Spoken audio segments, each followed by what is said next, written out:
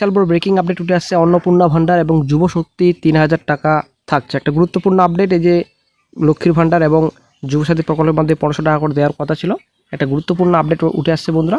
সব প্রকল্প চালু থাকবে, একটা গুরুত্বপূর্ণ আপডেট। আজ ক্যাবিনেট বৈঠকে কী আপডেট উঠে আসলো নতুন, আজকে আমরা এই ভিডিওতে বিস্তারিত সম্পূর্ণ আলোচনা করব। অবশ্যই ভিডিওটি সম্পূর্ণ দেখুন, শেষ পর্যন্ত দেখুন। চ্যানেল নতুন দর্শক অবশ্যই চ্যানেলটিকে সাবস্ক্রাইব করুন, সঙ্গে অল সঙ্গে একবার বলতে যে কোনো সরকারি বেসরকারি সবার আগে চাকরির খবর আপডেট পাওয়ার জন্য বন্ধুর গুরুত্বপূর্ণ আপডেট। বিশেষ করে কিন্তু অন্নপূর্ণা ভান্ডার এবং যুব শক্তি, ঠিক আছে, অ্যাকচুয়ালি লক্ষ্মীর ভান্ডার এবং যুবসাথী প্রকল্প 1500 ছিল, সেটা কিন্তু 3000 টাকা করে দেওয়ার কথা। এটা কিন্তু প্রতিশ্রুতি রয়েছে বিজেপি সরকারের, ঠিক আছে।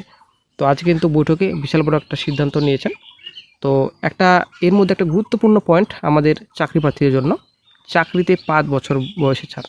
আসলে একটা বিশাল বড় কিন্তু একটা ব্রেকিং, ঠিক আছে। এটা কিন্তু এর আগে অনেকবারই আলোচনা করা হয়েছিল এই বিষয়ে, এর আগে সরকার যখন ছিলেন, কিন্তু করতে পারেনি, ঠিক আছে। অ্যাকচুয়ালি কি বলবো আর, তো অবশ্যই কিন্তু করে দিতে পারতো, কিন্তু বেকার চাকরি প্রার্থীদের দেখার সময়টা কোথায় ছিল সেই রাজ্য সরকারের। তো যাই হোক, সরকার বসার পরে একটা আমাদের জন্য একটা খুশির খবর চাকরি প্রার্থীদের, যে 5 বছর বয়সের ছাড়।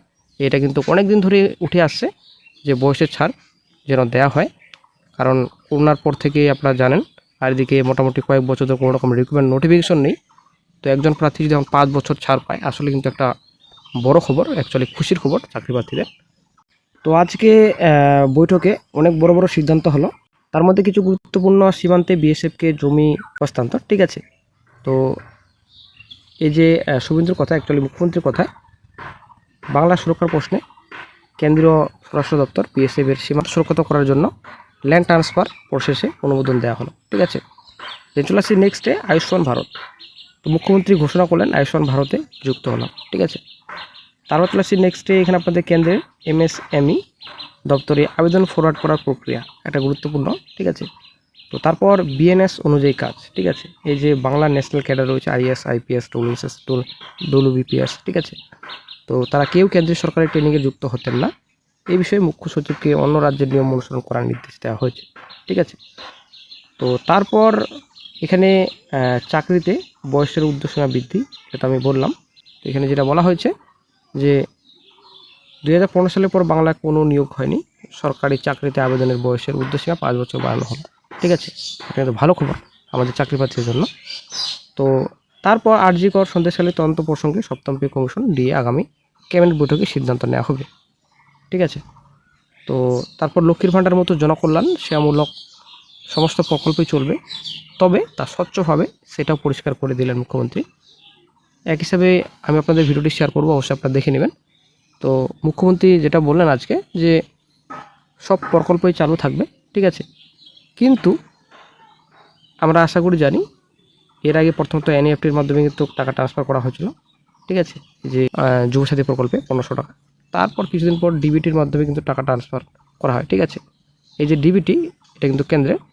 তো সব পোর্টালকে কিন্তু স্বচ্ছ করবেন, অ্যাকচুয়ালি কন্টিনিউ রাখবে, একদম পোর্টাল কিন্তু ভালোভাবে কাজ যেন করে, এবং পোর্টালকে ভালোভাবে রিভেরিফাই করে সম্পূর্ণ তথ্য খতিয়ে দেখার পর টাকা ট্রান্সফার হবে। এটা কিন্তু আপনাদের আগেই বলেছি, আজকে কিন্তু পরিষ্কার রাজ্যের মুখ্যমন্ত্রী মাননীয় শুভেন্দু অধিকারী, উনি কিন্তু আজকে পরিষ্কার জানান যে সব প্রকল্পই চালু থাকবে, তবে সেটা স্বচ্ছভাবে টাকা পৌঁছাবে আপনাদের অ্যাকাউন্টে।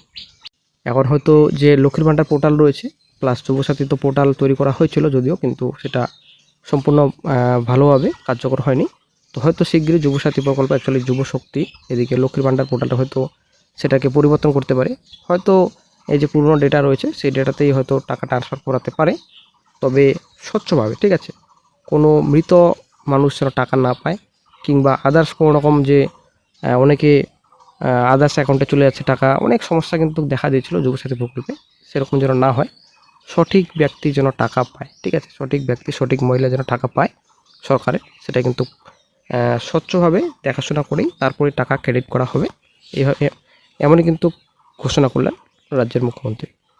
তো আশা করি ক্লিয়ার। 6টি ছক্কা শহীদ বিজেপি কর্মীদের পরিবারের দায়িত্ব নিল সরকার। সীমান্তে কাটা অবধি বিএসএফকে জমি দেওয়া হবে। আয়ুষ্মান ভারত আজ থেকে বাংলায়, ঠিক আছে। বেটি বাঁচাও বেটি পড়াও বিশ্বকর্মা যোজনার মতো কেন্দ্রীয় প্রকল্পে সামিল হলো বর্তমানে বাংলা। আজ থেকে রাজ্যে কার্যকর ভারতীয় ন্যায় সংহিতা